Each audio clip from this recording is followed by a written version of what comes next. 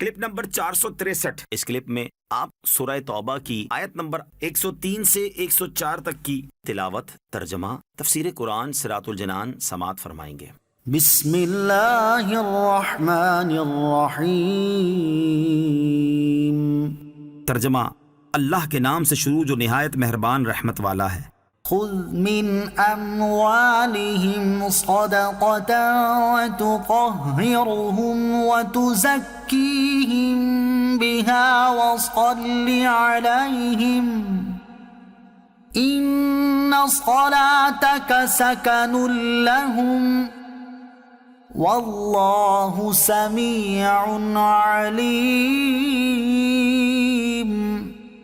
ترجمہ، اے حبیب تم ان کے مال سے زکوٰۃ وصول کرو جس سے تم انہیں ستھرا اور پاکیزہ کر دو، اور ان کے حق میں دعائے خیر کرو، بے شک تمہاری دعا ان کے دلوں کا چین ہے اور اللہ سننے والا جاننے والا ہے۔ خذ من اموالہم صدقہ، اے حبیب تم ان کے مال سے زکوٰۃ وصول کرو۔ اس آیت میں جو صدقے کا لفظ مذکور ہے اس کے معنی میں مفسرین کے کئی قول ہیں۔ ایک قول یہ ہے کہ جن صحابہ کرام رضی اللہ تعالیٰ عنہم کا ذکر اوپر کی آیت میں ہے، انہوں نے کفارے کے طور پر جو صدقہ دیا تھا وہ مراد ہے، اور وہ صدقہ ان پر واجب نہ تھا۔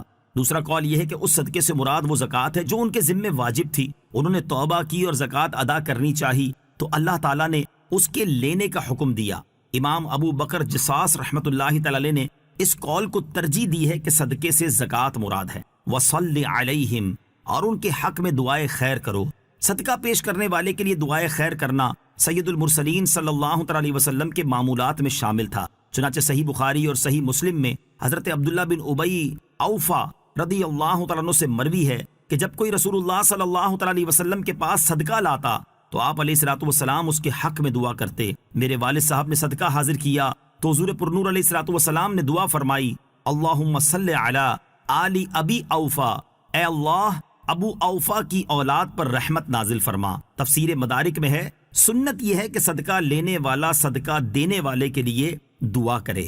ان صلاتک سکن لہم، بے شک تمہاری دعا ان کے دلوں کا چین ہے، یعنی اے حبیب صلی اللہ علیہ وسلم آپ کی دعا ان کے لیے رحمت اور دلوں کا چین ہے، اور اس کی ایک وجہ یہ بھی ہے کہ خود حضور پرنور علیہ الصلوۃ والسلام مومنوں کے دلوں کا چین ہیں، اور مسلمان کو جس قدر محبت رغبت حضور اقدس علیہ الصلوۃ والسلام کی دعائے مبارک کے حصول میں ہو سکتی ہے اور کس چیز میں ہوگی۔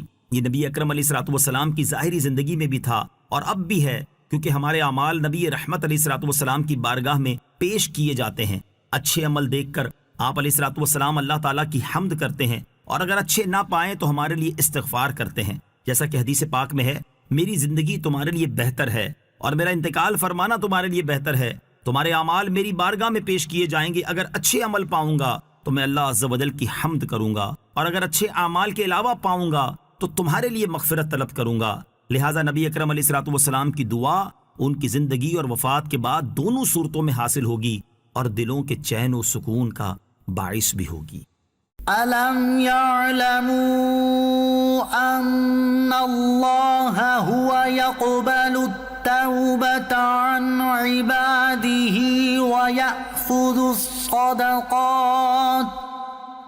وَيَأْخُذُ الصَّدَقَاتِ وَأَنَّ اللَّهَ هُوَ التَّوَّابُ الرَّحِيمُ۔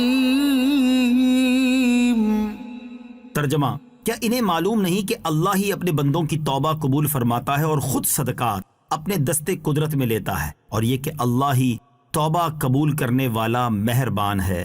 الم یعلموا، کیا انہیں معلوم نہیں؟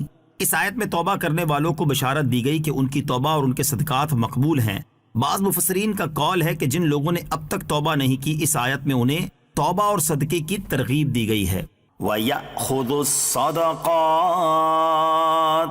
اور خود صدقے اپنے دستے قدرت میں لیتا ہے۔ اس سے مراد یہ ہے کہ اللہ تعالیٰ صدقات کو قبول کرتا اور اس پر ثواب عطا فرماتا ہے۔ اللہ تعالیٰ پاکیزہ مال سے دیا گیا صدقہ قبول فرماتا ہے۔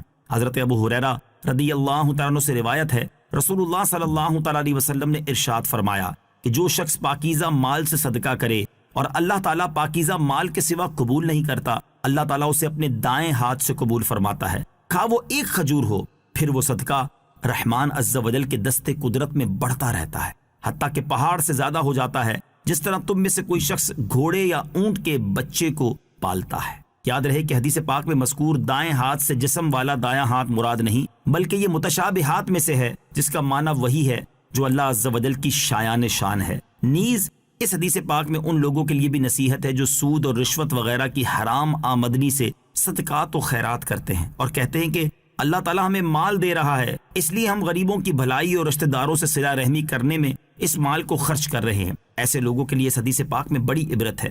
چنانچہ قاسم بن بخیمرہ رضی اللہ تعالی عنہ فرماتے ہیں، رسول اللہ صلی اللہ تعالی علیہ وآلہ وسلم نے ارشاد فرمایا، جو شخص گناہ کے ذریعے مال حاصل کر کے اس سے صلہ رحمی کرتا یا صدقہ کرتا یا اللہ تعالیٰ کے راستے میں خرچ کرتا ہے تو اللہ تعالیٰ اس سب کو جمع کر کے جہنم میں ڈال دے گا۔ حضرت عبداللہ ابن مسعود رضی اللہ تعالی عنہ سے روایت ہے، حضور اقدس علیہ الصلوۃ والسلام نے ارشاد فرمایا، تمہیں وہ شخص تعجب میں نہ ڈالے جس نے حرام مال کمایا، کیونکہ اگر وہ اس مال کو راہ خدا میں خرچ کرے یا اسے صدقہ کرے تو وہ قبول نہ کیا جائے گا، اور اگر اسے چھوڑ دے تو اس میں برکت نہیں دی جائے گی، اور اس میں سے کچھ بچ جائے تو یہ جہنم کی طرف اس کا زاد راہ ہوگا۔